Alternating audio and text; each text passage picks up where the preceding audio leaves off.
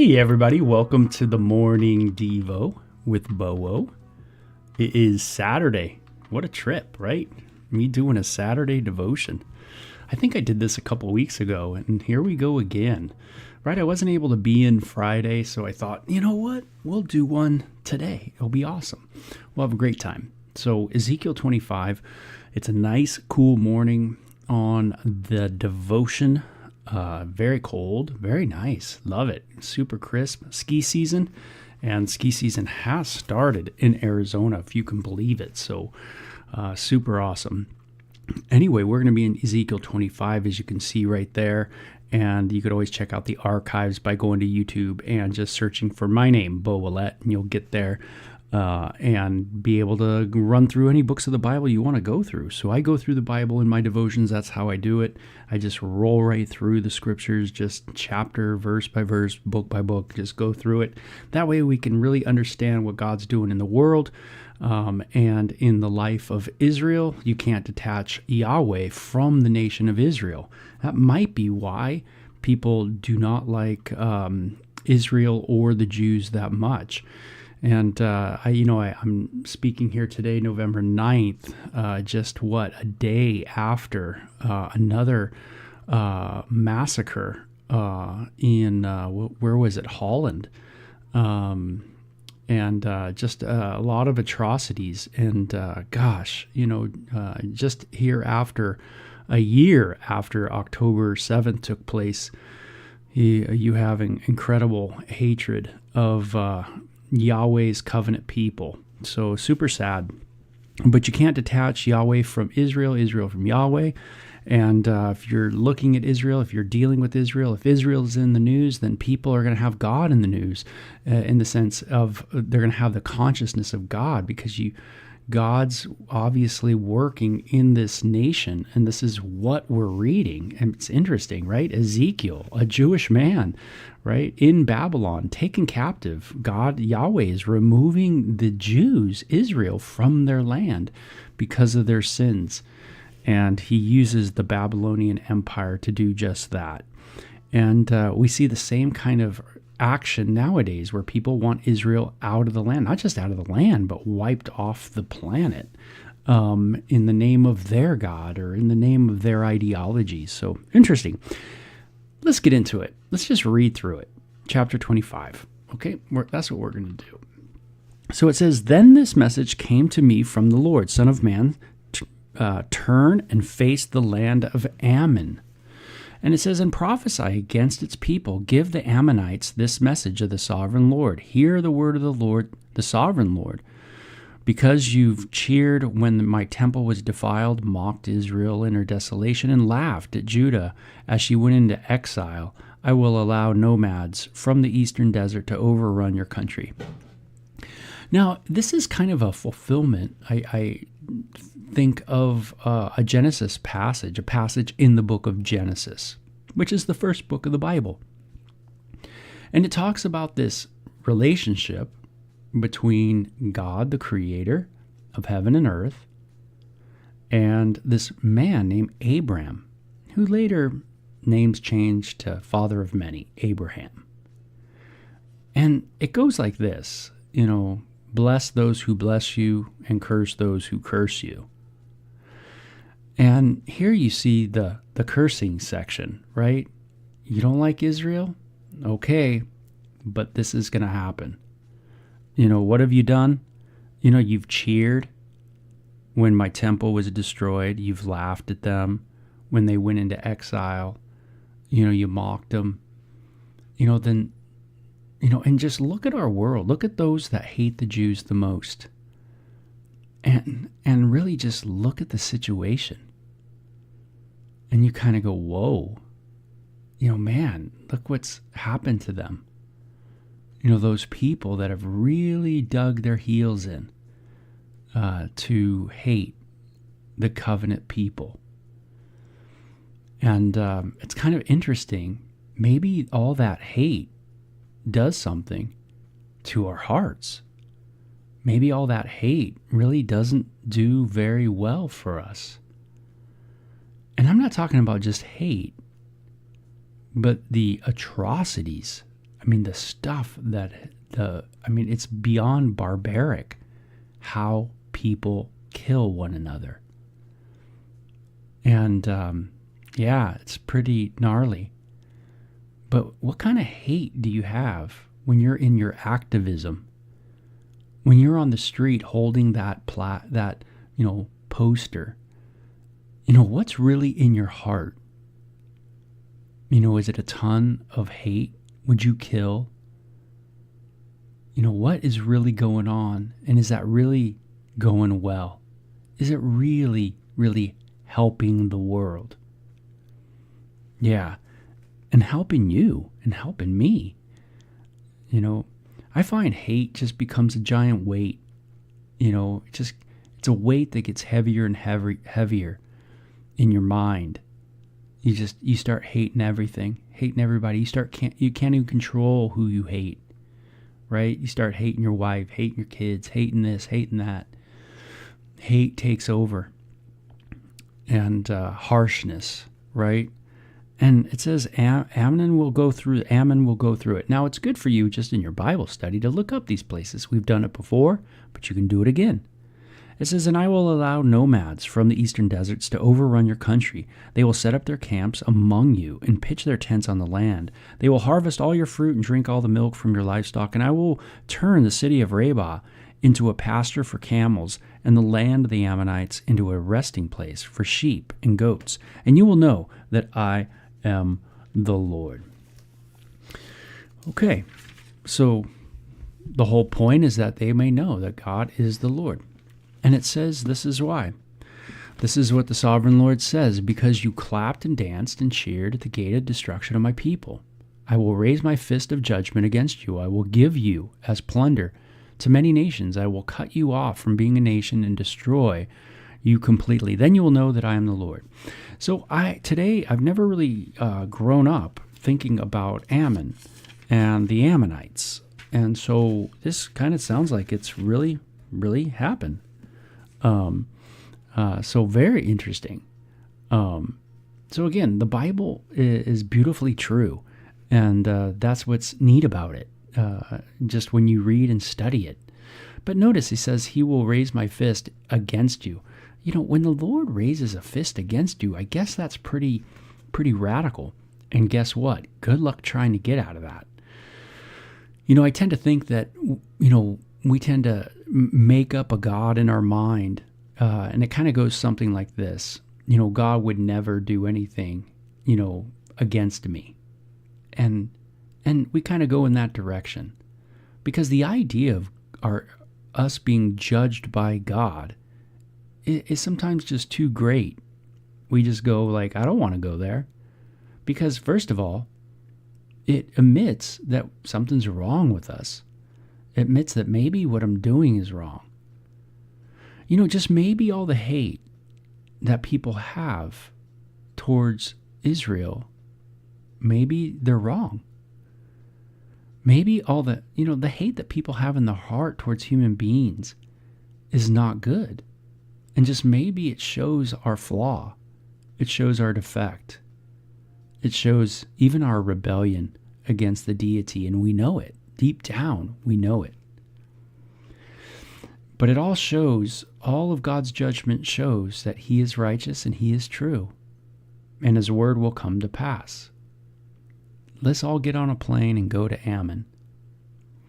So it says, this is what the sovereign Lord says, because the people of Moab had said that Judah is just like all the other nations, I will open their eastern flank and wipe out their glorious frontier towns, Beth Jeshmoth, Baal Meon, and Kiriathaim, and I will hand Moab over to nomads from the eastern desert, just as I handed over Ammon. Yes, the Ammonites will no longer be counted among the nations. In the same way, I will bring judgment down on the Moabites, and they will know that I am the Lord.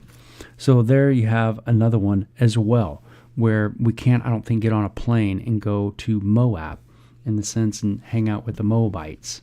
God once again shows that he is sovereign and he will judge. Now notice what all these judgments are for. There are for how they treated who? Yeah, Israel, right? The Jewish people. This one in particular is Jewish people and from Judah, right? So let's go to the message from Edom. This is what the sovereign Lord says. The people of Edom have sinned greatly by avenging themselves against the people of Judah. Okay, against the Jews. That's where Jews come from, Judah. Therefore, thus says the sovereign Lord, I will raise my fist judgment against Edom, and I will wipe out its people and animals with the sword. I will make a wasteland of everything from Teman to Dedan, and I will accomplish this by my hand of my people of Israel. They will carry out vengeance with anger, and Edom will know that this vengeance is from me. I, the sovereign Lord, have spoken. Okay, so once again, same kind of thing. You've, blessed those who bless you and curse those who curse you. It says all the way back in Genesis, right? Here you see, this is what's going on. Okay, you go, remember, now Ezekiel is with the people of Judah in Babylon. They've been removed from the land. They've been judged. Some of the more harshest words to the Judean, or from Judah, those Judeans, Jews, has been from their God. Their God has said, man, you guys are murderers, prostitutes. I mean, Yahweh has said some things to his own people, right? Yeah, but Yahweh is their God. And this is the God of all the earth, the Bible says. And so just as God does what he does for his covenant people, he shows no favoritism. If you're going to be in the land and you're going to not obey Yahweh, then you're out. Well, he also has an accountability with those and how they've treated them. That accountability word, we don't like that one. That's a tough one for us, right? God, maybe I'm wrong. Maybe I'm the one who's off. Could it just possibly be that, I, along with many billions other human beings, have something wrong and do things wrong? Is that really out of the ordinary for one of us billions of people on the planet to just go a little off? Do things wrong, have too much hate in the heart, too much resentment, too much judgment, too much strife, too much insecurity, too much fear, right? Too much lust, too much greed. Yeah, it is a possibility that we've gone a little off, right? Because we do. And so, we have to be able to look at our lives and go, man, what kind of hate is in me? And what kind of prejudice is in me? We can even open the devotion up to prejudice towards other groups of people. And we see that, man, yeah, there's some stuff in us. Hate. So it ends with the message for Philistia. This is what the sovereign Lord says. The people of Philistia have acted against Judah out of bitter revenge and long-lasting contempt. The Philistines. Therefore, this is what the sovereign Lord says. I will raise my fist in judgment against the land of the Philistines. I will wipe out the Kereiths and utterly destroy the people who live by the sea. I will execute terrible vengeance against them to punish them for what they have done. And when I have afflicted my revenge, they will know that I am the Lord. Okay, so even the long-standing rival, the Philistines, are going to be judged for how they have treated the Jews. Now, this is interesting because Jesus said there would be a day of his glory that he would come. And he says that when he comes, he will set up his kingdom on the planet. Now, this is a real interesting passage. It's in the book of Matthew. I want to say it's chapter 25, the very end of chapter 25. Because Yahweh talks about in the book of Isaiah his setting up of his kingdom, that God will rule and reign his people from the planet. It'll be interesting. Well, Jesus is the fulfillment of that. God in human flesh. The Son reigns. And Jesus talks about this, and he says that whoever comes into the kingdom, it will be predicated on how they have treated his brethren. Isn't that interesting? Yeah, it's the same vibe that we get from this passage in Ezekiel 25 and other many passages in the Old Testament that deal with these kind of judgments against neighboring nations because of their treatment of Israel. So there's a consistent thread that I want you just to understand throughout the entire Old and New Testament, and it is how you treat Israel matters. It matters massively. If you want to be in the kingdom with Jesus when he rules and reigns, it's going to be predicated on what your thoughts are. What is your opinion of Israel? How you treated his brethren. Very interesting. I find that brethren being not just kind of the Christian people, but specifically his brethren, as in the Jewish people. They will be under incredible persecution just before Jesus comes. I wonder how people will be treating Israel, but right before Jesus comes back. Well, I know it's not going to be very good. It'll be all out persecution on them. And so wouldn't it be just fascinating to see Jesus setting up his kingdom and those nations that enter in, it's going to be based on, hey, how have you treated my people? Moab, Edom, the Philistines. Today, it would be Jordan, Iran, Iraq, Saudi Arabia, the United States, Europe, right? England, France, go down the list. It's pretty big list, probably long judgment. And so I find that fascinating. I also find something fascinating as well, and that is that not just the consistent theme of how we treat Israel matters, and really prejudice in our heart needs to go. And also that when we look at where these ancient places were, they were right there, kind of right neighboring Israel in many ways, just physically. And so when we look at today and we look at Israel being back in the land, we also see that what's neighboring them today is a lot of people that don't like them for different ideologies. Today, there's an Islamic ideology in many of the neighboring nations to Israel. That's not rocket science, right? You guys know that. And so the Islamic Empire took over those areas, but they weren't always like that. They weren't always Islamic. And yet they still had a what? A hatred towards Israel. Isn't that interesting? Yeah, so my point is that it's not just Islam that's the problem. Even before Islam, you still had this incredible conflict that went on. There's something even deeper in us. There's something like wired wrong.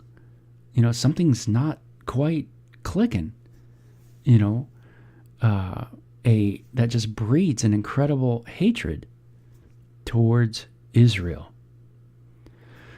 And could it be just that they have entered into this special covenant where Yahweh calls them his treasure that has kind of done something to the neighboring places and other people too, where it's created a jealousy and a conviction.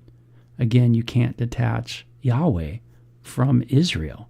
You look in Israel's history, and it's the history of God working in their life, delivering them from Egypt, moving them into the promised land, right?